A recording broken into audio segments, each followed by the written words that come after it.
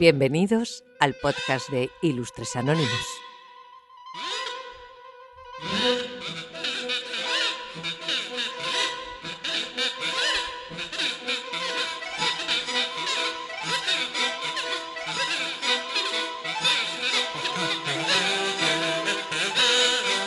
Hola a todos, bienvenidos y bienvenidas a un nuevo episodio de Ilustres Anónimos, el podcast donde exploramos los misterios y la historia que se ocultan detrás de las sombras. Soy Víctor y hoy tengo un tema que seguramente os pondrá los pelos de punta, y es que vamos a hablar de los libros y escritos malditos. ¿Qué tal estáis todos? Espero que estéis muy bien. Estamos ya en agosto.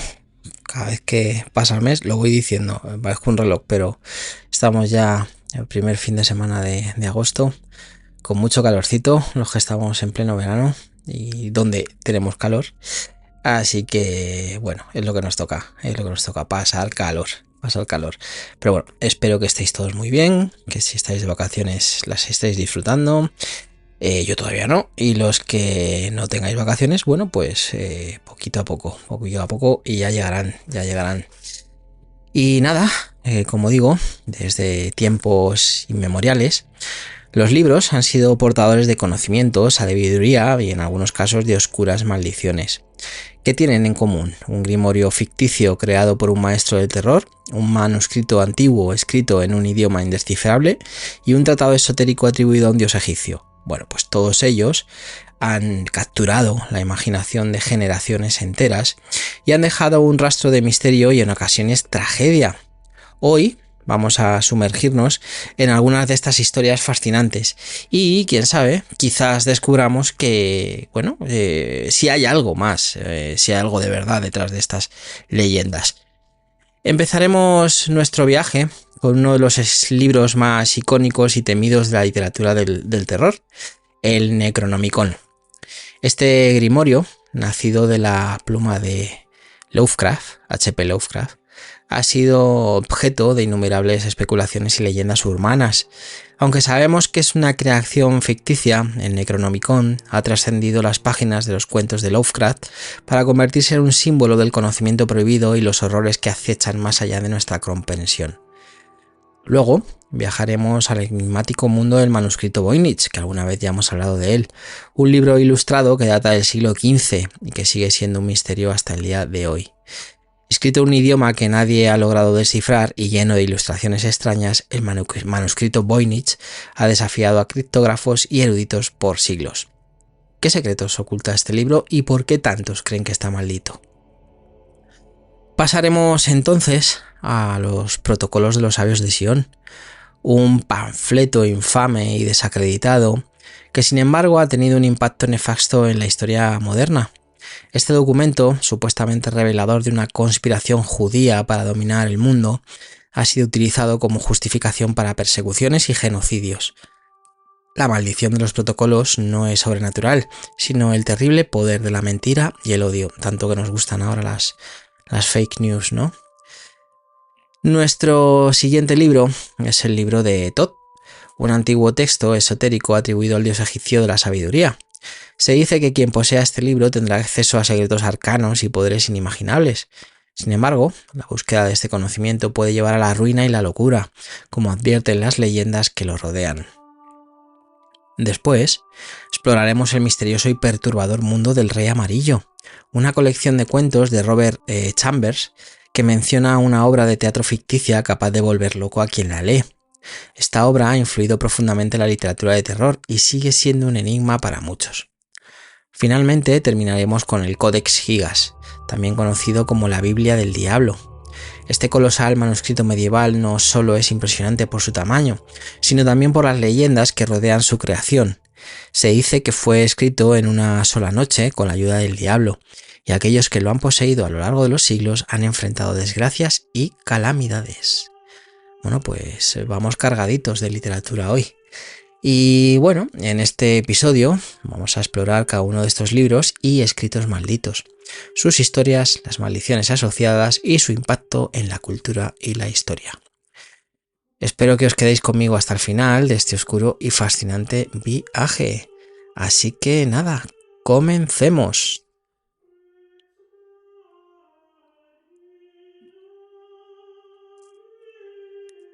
El Necronomicon, que es con el que vamos a empezar, también conocido como el libro de los nombres muertos o el Al-Azif, es quizás uno de los libros más icónicos y misteriosos de la literatura de terror. Su nombre resuena en la mente de los aficionados al género, evocando imágenes de rituales oscuros, conocimientos prohibidos y horrores indescriptibles. ¿Pero qué es exactamente el Necronomicon y cómo se convirtió en un símbolo tan poderoso? Bueno, el origen del Necronomicon se encuentra en la obra del escritor estadounidense H.P. Lovecraft, quien lo mencionó por primera vez en sus relatos en la década de 1920. Lovecraft describe el Necronomicon como un grimorio escrito por el árabe loco Abdul al-Alred, un hombre que vivió en la ciudad de Damasco en el siglo VIII. Según la ficción de Lovecraft, al-Alred habría viajado por lugares desiertos y olvidados, recopilando conocimientos arcanos y prohibidos que plasmó en su infame libro. El contenido del Necronomicon, tal como lo presenta Lovecraft, es aterrador. Se dice que el libro contiene hechizos para invocar a los antiguos, deidades y entidades cósmicas de un poder inimaginable y una malevolencia infinita. Además, describe rituales para contactar con los muertos y abrir puertas a otras dimensiones, lugares donde habitan seres que pueden destruir la mente humana, con solo mirarlos, ojo. Esta mezcla de mitología, ocultismo y terror cósmico ha capturado la imaginación de muchos, creando una leyenda que trasciende la ficción. Aunque el Necronomicon es una creación puramente ficticia, como decimos, lo creó Lovecraft, la maestría de este escritor, de Lovecraft, al entrelazarlo con sus relatos y la falta de detalles específicos sobre el libro, contribuyeron a su mística. Lovecraft mencionó el Necronomicon en múltiples cuentos, dando la impresión de que se trataba de un texto real, que aparecía recurrentemente en las manos de aquellos que buscaban poder más allá de lo humano. Este enfoque ha llevado a muchos a creer, erróneamente eso sí, que el Necronomicon realmente existe. Bueno, y habrá quien todavía diga que el Necronomicon es real. La influencia del Necronomicon no se detuvo en los relatos de Lovecraft. Otros escritores de terror y ciencia ficción comenzaron a mencionarlo en sus propias obras, creando una red de referencias cruzadas que ampliaron aún más el mito. Escritores como August Derleth, Robert E. Howard y Clark Ashton Smith, amigos y colaboradores de Lovecraft, incorporaron el Necronomicon en sus propias historias, solidificando su lugar en la mitología del horror. Además de esta presencia, ¿no?, en la literatura, el Necronomicon ha dejado su marca en la cultura popular. Ha aparecido en películas, videojuegos, cómics y series de televisión, siempre como un objeto de poder y peligro. Por ejemplo, en la famosa película de terror Evil Dead, el Necronomicon es el catalizador de los eventos sobrenaturales que desencadenan una ola de horror y violencia. Es este libro, si no recuerdo mal, que estaba hecho como con piel humana, tenía, no sé si era un ojo o algo así. Bueno, este tipo de apariciones han ayudado a mantener viva la leyenda del Necronomicon y a introducirlo en nuevas generaciones de aficionados al terror. A pesar de su estatus como una obra de ficción, ha habido personas que han intentado crear versiones del Necronomicon en la vida real. Algunos de estos intentos son meras recreaciones artísticas, mientras que otros afirman contener auténticos conocimientos esotéricos. Estas versiones suelen incluir elaboradas ilustraciones y textos enigmáticos, emulando el estilo que Lovecraft describió. Sin embargo, ninguna de estas versiones ha sido capaz de replicar la sensación de terror y misterio que evoca el original ficticio. El Necronomicon también ha sido objeto de estudios académicos y ensayos que exploran su impacto en la literatura y la cultura. Algunos investigadores han analizado cómo Lovecraft utilizó el libro para crear una sensación de continuidad y profundidad en su universo de ficción, mientras que otros han examinado su influencia en la psicología del miedo y la fascinación por lo prohibido. En resumen, resumiendo, básicamente, el Necronomicon es un ejemplo brillante de cómo un objeto ficticio puede trascender su origen literario y convertirse en un icono cultural. la habilidad de H.P. Lovecraft para infundir su obra con un sentido de realismo y terror han hecho que el Necronomicon sea recordado y temido por partes iguales, a pesar de ser un simple producto de la imaginación. Esta capacidad para crear mitos perdurables es una de las razones por las que Lovecraft sigue siendo una figura central en la literatura de terror. Y ahora, dejando atrás el mundo ficticio de Lovecraft, que mucha gente, y todavía hay quien dice que tiene este Necronomicon o que lo ha visto, o que hay todavía quien da pábulo a la veracidad del Necronomicon. Pero bueno, pasando y dejando atrás este libro, vamos a adentrarnos en otro misterio literario, esta vez uno que existe en el mundo real y que ha desconcertado a eruditos y criptógrafos durante siglos. Y es que vamos a hablar, de nuevo, porque creo que ya lo hicimos una vez, pero nunca está de más refrescar el manuscrito Voynich.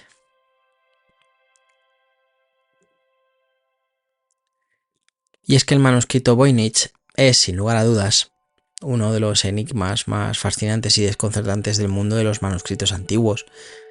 Este libro, que data del siglo XV, ha desconcertado a criptógrafos, lingüistas y eruditos durante siglos debido a su contenido enigmático y su misterioso origen. El manuscrito Voynich lleva el nombre de Wilfrid Voynich, un comerciante de libros polaco que adquirió el manuscrito en 1912. Desde entonces ha sido objeto de un intenso escrutinio y de múltiples teorías que intentan desentrañar sus secretos. Lo que hace único a este manuscrito es que está escrito en un idioma o código completamente desconocido, y hasta la fecha nadie ha sido capaz de descifrarlo. La primera característica que llama la atención del manuscrito Voynich es su escritura. Las páginas están llenas de un texto que parece ser un sistema de escritura, pero no se asemeja a ningún alfabeto conocido. Las palabras y los caracteres fluyen con una coherencia que sugiere un lenguaje real, pero todos los intentos de traducirlo han fracasado. Algunos criptógrafos han propuesto que podría ser un cifrado complejo, mientras que otros creen que podría ser un idioma completamente inventado. Además del texto, el manuscrito Voynich contiene numerosas ilustraciones que añaden más misterio al contenido del libro. Estas ilustraciones incluyen plantas desconocidas, diagramas astronómicos y figuras humanas en poses extrañas, muchas de ellas rodeadas de lo que parecen ser tuberías o conexiones orgánicas. Estas imágenes han sido interpretadas de diversas maneras, desde tratados de botánica hasta manuales de alquimia, pero ninguna de estas teorías ha logrado explicar de manera convincente todas las ilustraciones y su relación con el texto. La historia del manuscrito Voynich también es intrigante. Se cree que fue creado en el norte de Italia durante el Renacimiento, pero su recorrido a lo largo de los siglos es en gran parte desconocido. Aparece de vez en cuando en los registros históricos, siempre rodeado de un halo de misterio. Se sabe que en algún momento perteneció a la biblioteca del emperador Rodolfo II de Habsburgo, un conocido coleccionista de artefactos exotéricos y curiosidades, lo que añade una aura de misterio a su historia. A lo largo de los años, numerosos estudiosos han intentado descifrar el manuscrito Voynich. En la década de 1960, el criptógrafo William Friedman, famoso por descifrar códigos durante la Segunda Guerra Mundial, dedicó años de su vida a este enigma, pero sin ningún éxito. Más recientemente, en la era digital, se han utilizado ordenadores, y análisis de Big Data para intentar encontrar patrones en el texto, pero el misterio persiste. Algunas teorías sugieren que el manuscrito es un elaborado engaño, una obra de arte creada para confundir y fascinar. Sin embargo, la complejidad y la coherencia del texto y las ilustraciones sugieren que si bien es un engaño, es uno extremadamente sofisticado. Otros han propuesto que el manuscrito podría ser un manual de medicina o una obra de alquimia, pero ninguna interpretación ha logrado descifrar el código que oculta su verdadero significado. El manuscrito Voynich sigue siendo objeto de fascinación y estudio. Su combinación de texto indescifrable y extrañas ilustraciones crea una obra que parece desafiar el entendimiento humano, lo que solo ha aumentado su reputación como un libro maldito o prohibido. Su influencia se ha extendido más allá de los círculos académicos, inspirando novelas, películas y programas de televisión. En resumen, el manuscrito Voynich es un enigma que continúa resistiendo todos los intentos de explicación. Su texto indescifrable y sus misteriosas ilustraciones siguen siendo un desafío para los investigadores y una fuente de fascinación para los curiosos. ¿Será algún día descifrado y revelará sus secretos o seguirá siendo un misterio impenetrable? Bueno, pues esto solo el tiempo lo dirá. Yo soy de la opinión de que el manuscrito Voynich es una falsificación. Más allá de una falsificación, es una invención de alguien. Es decir, es verdad que hay códigos que ha sido muy complejo romperlos. Cuando digo romperlos me refiero a descifrarlos, ¿no? Pero es curioso que no haya sido nadie capaz o no se haya podido ni siquiera con ordenadores o incluso con todos los temas de Big Data, de que se haya conseguido descifrar nada, ni una mínima parte de este texto, ¿no? Es curioso y es raro, ¿no? Que no se haya encontrado patrones, que no se haya encontrado nada de nada. Entonces, bueno, yo en mi opinión creo que es una falsificación o es una invención de alguien que lo único que está haciendo es sacar de sus casillas a muchas personas.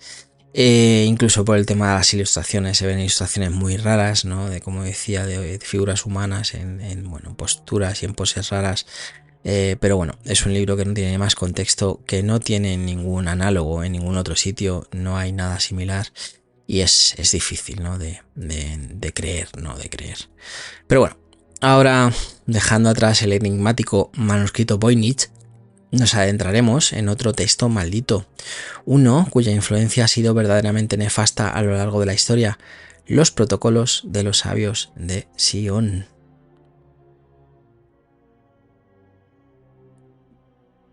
Los protocolos de los sabios de Sion son uno de los textos más infames y controvertidos de la historia moderna.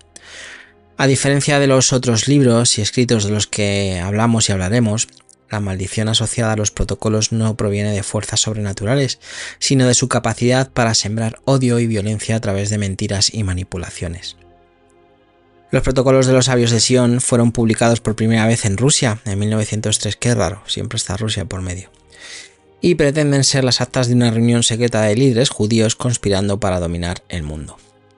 En realidad, se trata de una falsificación fabricada por la policía secreta zarista, la Okhrana, con el objetivo de promover el antisemitismo y desacreditar a los judíos. El documento en sí presenta un supuesto plan para subvertir la sociedad a través del control de la economía, los medios de comunicación y los gobiernos. El impacto de los protocolos ha sido devastador, a pesar de que su autenticidad fue desmentida casi de inmediato por varios periodistas e investigadores. El texto ha sido utilizado como una herramienta de propaganda antisemita en numerosas ocasiones a lo largo, del siglo XX. Los protocolos fueron citados por los nazis para justificar el Holocausto y han sido utilizados por diversos grupos y gobiernos para promover teorías de conspiración antisemitas. El origen de los protocolos es tan turbio como su contenido. La Okhrana, enfrentada en un creciente movimiento revolucionario y a la agitación social en el Imperio ruso, buscaba un chivo expiatorio para desviar la atención de los problemas internos. Aprovechándose de prejuicios y estereotipos antisemitas ya existentes, crearon un documento que se presentaba como prueba irrefutable de una conspiración judía a nivel global. Los protocolos se basaron en gran medida en un panfleto satírico francés del siglo XIX que criticaba a Napoleón III, pero fueron adaptados para inculpar a los judíos. A pesar de ser una falsificación comprobada, los protocolos continuaron circulando y siendo tomados en serio por muchos. Durante la década de 1920, Henry Ford, el famoso industrial estadounidense, Henry Ford, los coches Ford, la marca por ejemplo, financió la publicación de una serie de artículos en su periódico, también, The Dearborn Independent, que promovía las ideas de los protocolos. Estos artículos fueron, recopilados, vamos a decirlo así, en un libro titulado El Judío Internacional, que tuvo una amplia difusión y que ayudó a popularizar el antisemitismo en Estados Unidos. El verdadero peligro de los protocolos de Sion radica en su capacidad para avivar el odio y la violencia.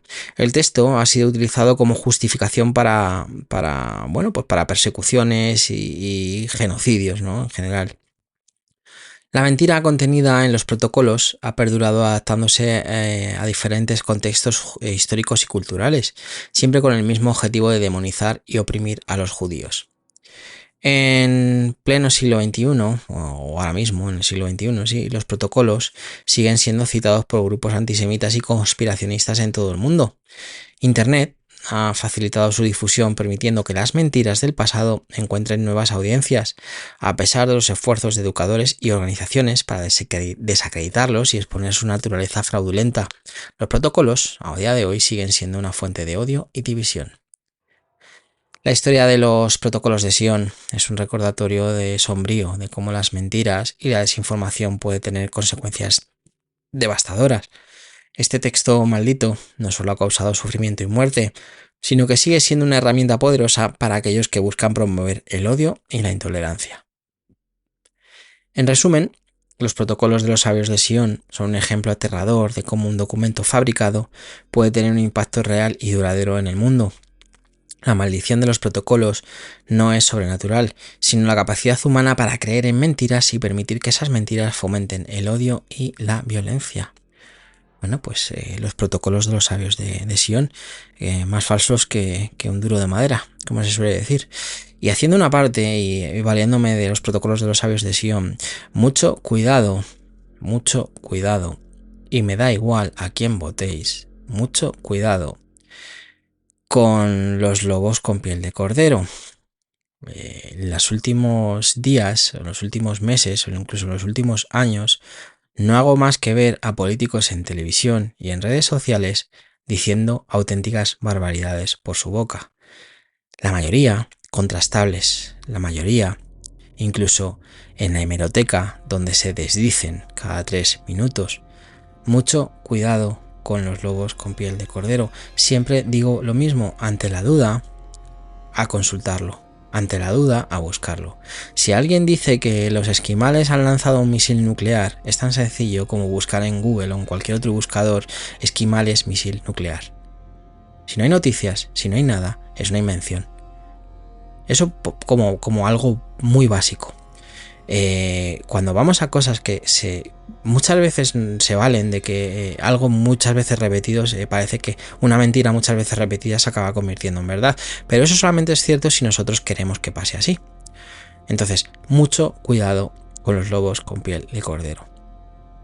El otro día veía a Donald Trump y me da un poco igual que sea Donald Trump como que sea Biden o como que sea Pedro Sánchez o Feijóo o Meloni o quien sea, pero le veía precisamente a él, y es verdad que muchas de las cosas que dijo en el debate de hace ya un mes, creo que si no recuerdo mal, muchas de las cosas que dijo eran mentira, y son mentiras, y muchas de las cosas que dicen nuestros gobernantes son mentira, o son desvirtuaciones, se ha desvirtuado totalmente la verdad. Entonces, es tan sencillo como verificar que lo que se está diciendo es cierto o no es cierto. Pero bueno, pues es el mismo peligro que los protocolos de los sabios de Sion. Al final, una mentira muchas veces repetida se acaba convirtiendo en una verdad. Y nos da igual, o no hacemos caso, o no atendemos a que pueda hacer daño a otros grupos, ¿no? Bueno, pues eso.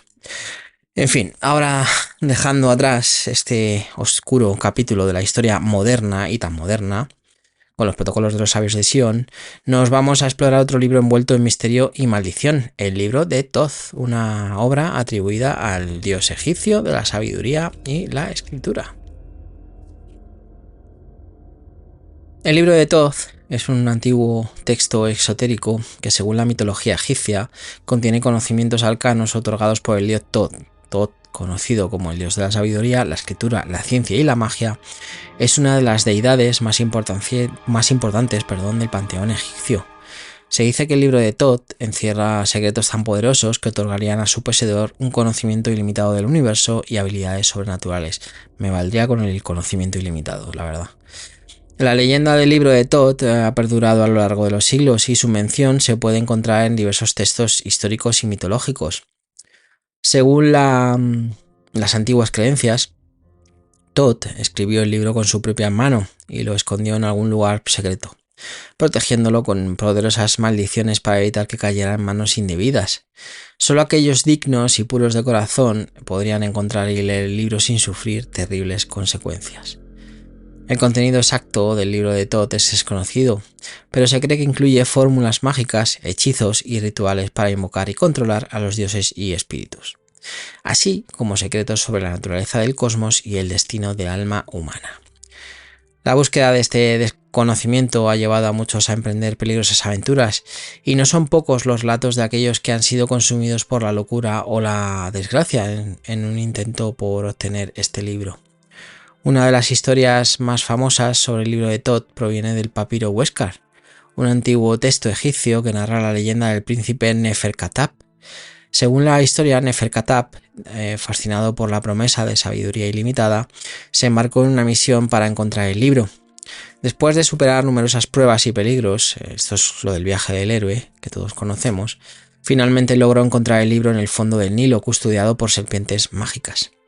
Sin embargo, el éxito de Neferkatap tuvo un precio terrible. Al leer el libro adquirió grandes conocimientos, pero también desató una serie de calamidades sobre sí mismo y su familia. Su esposa y sus hijos murieron, y Neferkatap, consumido por la culpa y la desesperación, terminó suicidándose. Según la leyenda, el espíritu de Neferkatap aún vigila el libro, advirtiendo a los futuros buscadores de los peligros que conlleva. El libro de Todd también ha influido en diversas tradiciones esotéricas y ocultistas a lo largo de la historia. En la Edad Media, los alquimistas y magos europeos se inspiraron en las leyendas del libro de Todd en su búsqueda de la piedra filosofal y otros secretos ocultos. Incluso hoy en día, el libro sigue siendo un símbolo de conocimiento prohibido y poder peligroso en la literatura y la cultura popular. En el ámbito de la literatura moderna, hablando de ello, el libro de Todd ha aparecido en numerosas obras de ficción. Autores como Lovecraft, que ya hablamos de él, o Robert E. Howard mencionaron el libro en sus historias, integrándolo en sus propios mitos y leyendas. En estos relatos, el libro a menudo se presenta como un objeto de deseo que lleva a los buscadores del mismo a la ruina, reflejando la antigua advertencia de no jugar con fuerzas más allá del entendimiento humano. Además, el tarot de Todd, aquí van a salir nombres que no suenan. El tarot de Todd, como digo, diseñado por el ocultista Aleister Crowley, que lo habréis oído alguna vez, y la artista Lady Frida Harris, también se inspira en el mito del libro de Todd. Este mazo de tarot, el tarot que todos conocemos, el tarot de los arcanos mayores, considerado uno de los más ricos en simbolismo esotérico, se basa en los supuestos conocimientos y enseñanzas del dios Todd, combinando elementos de la mitología egipcia con las ideas herméticas y alquímicas de Aleister Crowley. El mito del libro de Todd nos habla de la eterna búsqueda humana por el conocimiento y el poder, y de los peligros que esa búsqueda puede acarrear. Nos recuerda que hay conocimientos que pueden estar más allá de nuestra capacidad de comprensión y control, y que el deseo desmedido por saberlo todo puede llevarnos a la perdición. En resumen, el libro de Todd es un símbolo poderoso de la sabiduría oculta y los riesgos asociados con su búsqueda. Aunque es probable que el libro nunca haya existido en una forma tangible, su leyenda ha dejado una huella indeleble en la historia de la humanidad, inspirando a generaciones de buscadores, estudiosos y aventureros a explorar los límites de lo conocido y lo desconocido. Bueno, pues el libro de Todd, que ya digo que tenemos una versión del libro de Todd o un extracto del libro de Todd, que sería el tarot que todos conocemos de arcanos mayores. Bueno, pues según lo que sabemos sería un extracto del libro de Todd, lo que quedaría o lo que conocemos del libro de Todd. Ahora, dejando atrás las antiguas arenas de Egipto, con este calor, ¿no? que acompaña, nos adentraremos en el perturbador y surrealista mundo de El Rey Amarillo, una obra que ha dejado una profunda marca de la literatura de terror y que se dice puede volver loco a quien la lee.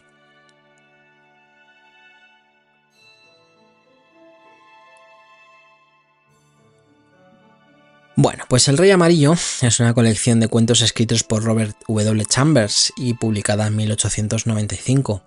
Aunque inicialmente no fue muy conocida, con el tiempo ha adquirido un estatus casi legendario dentro de la literatura de terror y la ficción especulativa. La colección se compone de 10 relatos, pero los que han capturado la imaginación del público son aquellos que mencionan una obra de teatro ficticia también titulada El Rey de Amarillo. La obra de teatro, dentro del libro, es el verdadero centro del misterio y la maldición. Se dice que aquellos que leen la obra, especialmente su segundo acto, caen en la locura. La trama de la obra, aunque nunca se revela completamente, insinúa un mundo donde la realidad y la fantasía se entrelazan de formas peligrosas y perturbadoras. La propia existencia del Rey de Amarillo, una figura envuelta en un manto amarillo que simboliza la decadencia y la locura, es una amenaza para la cordura de quienes se cruzan con él. El primer cuento de la colección, El reparador de reputaciones, nos presenta a Hildred Castaigne, un hombre que, tras leer El Rey de Amarillo, empieza a tener delirios de grandeza y conspiraciones. A medida que avanza la historia, la realidad se desmorona y el lector se sumerge en una atmósfera de paranoia y terror psicológico. Este patrón se repite en otros cuentos como La Máscara y en El patio del dragón, donde la lectura de la obra de teatro desencadenan eventos trágicos y desestabilizadores. El efecto del Rey de Amarillo en los personajes de Chambers es devastador. Los lectores del libro dentro del libro comienzan a cuestionar la realidad y experimentar alucinaciones y paranoias extremas.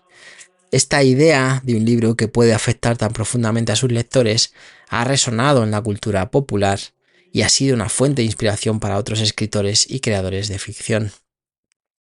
El concepto de un libro maldito que induce locura no es exclusivo de Chambers, pero su tratamiento del tema es notable por su sutileza y el sentido de inevitable fatalismo que impregnan sus cuentos.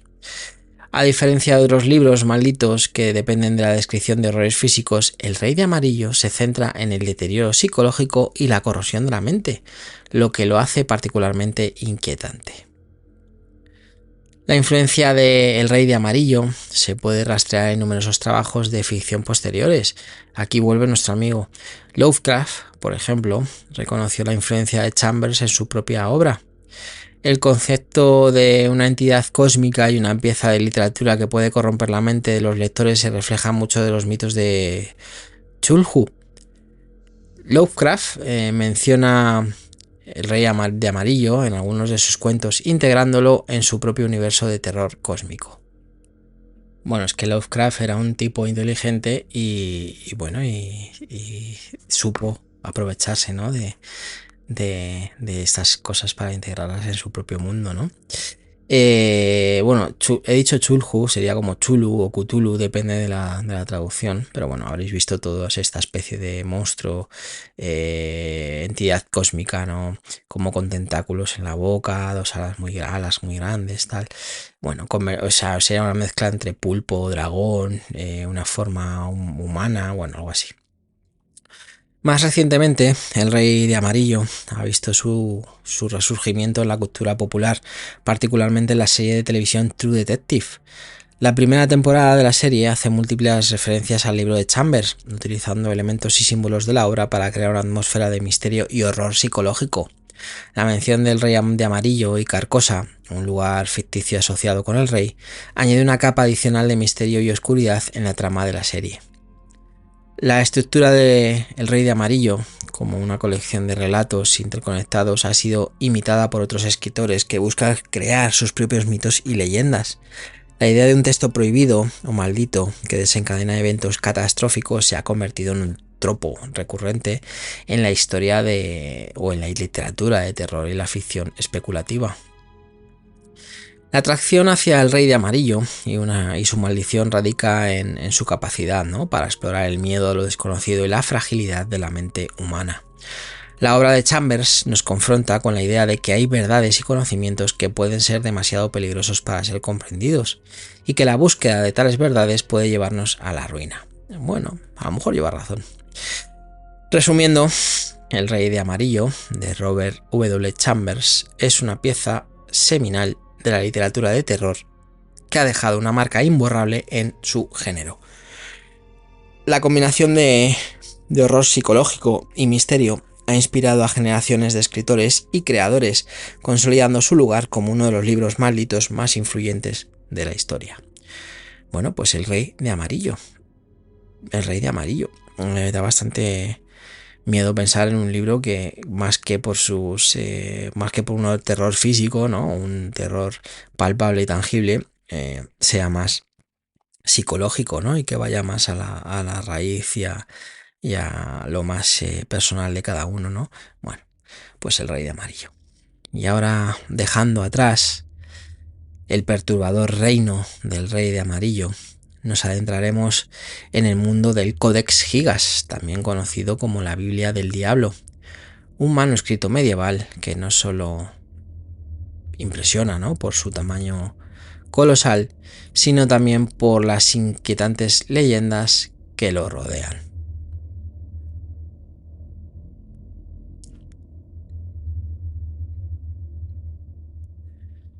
Bueno, pues el Codex Gigas, conocido también como la Biblia del Diablo, como decía antes, es un manuscrito medieval que destaca tanto por su tamaño colosal como por las leyendas y los misterios que lo rodean.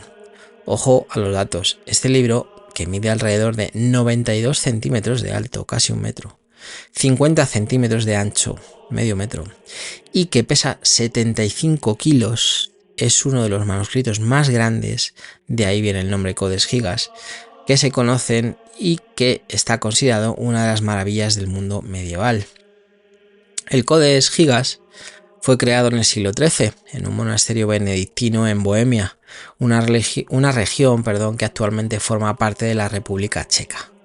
Se cree que fue escrito por un solo monje, conocido como Hermann el Recluso, en un esfuerzo por expiar un grave pecado que había cometido. Según la leyenda, Hermann estaba condenado a ser emparedado vivo por su transgresión, pero prometió escribir en una sola noche un libro que glorificara al monasterio y que contuviera todo el conocimiento humano si se le perdonaba la vida. Al darse cuenta de que no podría cumplir su promesa, Hermann hizo un pacto con el diablo, quien, para ser un monje benedictino ya le iba bien. Bueno, pues eso, hizo un pacto con el diablo, quien completó el manuscrito a cambio de su alma, un precio pequeño, ¿no? Esta leyenda se ve reforzada por la presencia de una ilustración del diablo a toda página, que es inusualmente prominente en comparación con otras representaciones de la época. Esta imagen ha contribuido significativamente a la reputación del Codex Gigas como un libro maldito.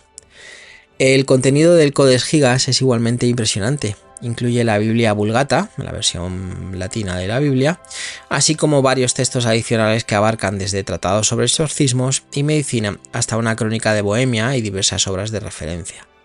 Este extenso compendio de conocimientos ha llevado a algunos a referirse al Codex Gigas como una enciclopedia medieval. La maldición asociada con el Codex Gigas se centra en la creencia de que trae desgracia a aquellos que lo poseen. A lo largo de los siglos ha pasado por las manos de varios propietarios y ha sido objeto de saqueos y conflictos. Durante la Guerra de los 30 años, el Codex Gigas fue confiscado por las tropas suecas y llevado a Estocolmo, donde permanece en la Biblioteca Nacional de Suecia. Uno de los aspectos más intrigantes del Codex Gigas es cómo se mantuvo intacto y bien conservado a lo largo de los siglos, a pesar de su tamaño y de las vicisitudes históricas que ha experimentado. La calidad de los materiales utilizados y la habilidad del escriba son evidentes en cada página, lo que sugiere que fue un gran trabajo de devoción y habilidad, o eso o el diablo. Además de su contenido textual, el Codex Gigas es famoso por sus ilustraciones. La más notoria sin duda es la que decía antes, la imagen del diablo, que ocupa una página entera y muestra al demonio con una apariencia temible y majestuosa. Este dibujo ha sido interpretado de muchas maneras, pero comúnmente se cree que representa la presencia maligna que ayudó a completar el manuscrito. También hay ilustraciones de otros personajes bíblicos y escenas que añaden un toque visual a la vasta cantidad de texto.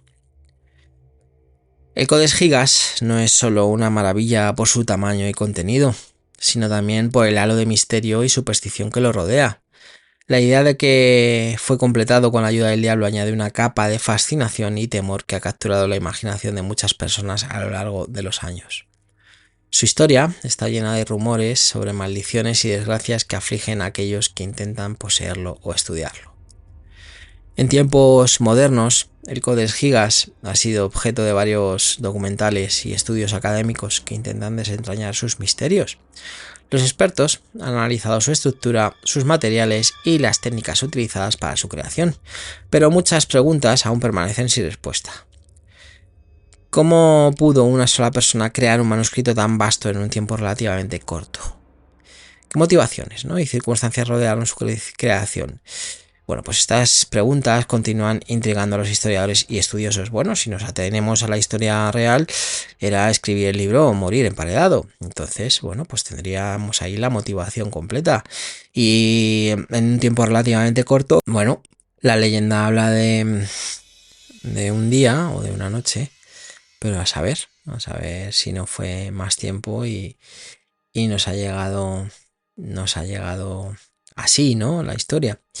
Bueno, en resumen, el Codex Gigas es una de las obras más impresionantes y enigmáticas del mundo medieval. Su combinación de tamaño, contenido y las leyendas que lo rodean lo convierten en un objeto de fascinación continua. La historia del monje que hizo un pacto con el diablo para completar el manuscrito es un recordatorio poderoso de cómo la búsqueda de conocimiento y la redención pueden estar entrelazadas con el misterio y el miedo. No sería el primer libro, o no sería el primer escrito que se dice que está escrito con ayuda del diablo. Ya son alguno más. Pero bueno, en este caso nosotros hemos venido a hablar del Codex Gigas y de cómo este monje benedictino Hermann escribió este Codex Gigas con ayuda del diablo en una sola noche para evitar morir emparedado. Muy interesante. Y curiosamente, con esto hemos explorado algunos de los libros y escritos más malditos y enigmáticos de la historia. Hoy ha sido corto. Desde el ficticio Necronomicon hasta el real y tangible Codex Gigas, estos textos nos muestran cómo las leyendas y los misterios pueden capturar nuestra imaginación y permanecer en nuestra cultura durante siglos. Bueno, pues hemos llegado al final. Se va notando que ya el año pesa, Pero bueno, en este episodio hemos recorrido un fascinante camino a través de algunos de los libros más enigmáticos y malditos de la historia. Desde el oscuro Necronomicon de H.P. Lovecraft, pasando por el indescifrable manuscrito Voynich, los infames protocolos de los sabios de Sion, el exotérico libro de Thoth, el perturbador El Rey de Amarillo, y culminando con el colosal Codex Gigas, cada uno de estos textos nos muestra una faceta diferente de la fascinación humana por el conocimiento prohibido y las historias de misterio.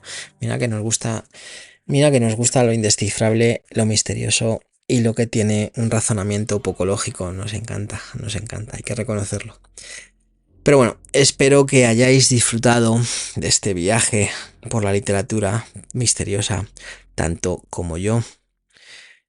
Como digo siempre, si tenéis alguna historia o teoría sobre estos libros o conocéis otros textos malditos que no hemos mencionado o que no he mencionado, no dudéis en compartirlos conmigo en donde queráis, en los comentarios, en redes sociales o donde os apetezca. Como digo siempre, me encantaría saber vuestras opiniones y cualquier sugerencia para futuros episodios. No olvidéis suscribiros al podcast, que es gratis, que siempre lo digo, que es muy gratis, sigue siendo gratis y va a seguir siendo gratis hasta donde yo sé. Pues eso, no olvidéis suscribiros al podcast y dejar un comentario o una reseña si os ha parecido interesante. También os animo a que si os gusta y creéis que a alguien más le pueda parecer interesante, que compartáis, que para mí es muy importante ir viendo que cada día la comunidad crece y que y también saber sobre vuestros gustos y opiniones. Siempre respetuosamente, evidentemente. Hablo a veces de temas que no son del gusto de nadie, o no son del gusto de todo el mundo, pero hay que hablar desde un punto de vista siempre respetuoso. Así que nada, suscribíos como digo, así podréis estar al tanto de todos nuestros futuros episodios y si nos vamos de vacaciones, pues de cuando nos vayamos de vacaciones. Y así ayudaréis a que más gente también descubra Ilustres Anónimos, ¿por qué no decirlo? Que es la realidad. Esto no es un podcast comercial, no tengo a nadie detrás que me soporte. Entonces, cuanto más gente lo conozca, mejor, porque, bueno, yo no tengo la fama que tienen otros, ¿no? Pero bueno, como digo siempre, gracias de corazón por acompañarme en este viaje a través de la historia y el misterio. Bueno, que nos escuchamos la semana que viene es seguro, y que la semana que viene es la semana antes de las vacaciones, lo que quiere decir que será el final de la segunda temporada. Creo que también es casi seguro, no lo tengo al 100% decidido, pero creo que será así, y tenemos un episodio muy interesante sobre mitología griega para despedir la temporada 2 añitos disfrutando con vosotros. Bueno, pues no lo sé al 100%, creo que sí, pero si lo estoy diciendo es que será seguramente que sí, que no nos solemos mentir. Así que nada, como digo, hasta la próxima. Y recordad, a veces el verdadero peligro no está en lo que sabemos, sino en lo que creemos saber. Que trabajéis mucho o poco si trabajáis, que nos escuchamos la semana que viene si Dios quiere, y que nos vemos en el próximo episodio de Ilustres Anónimos. Hasta pronto.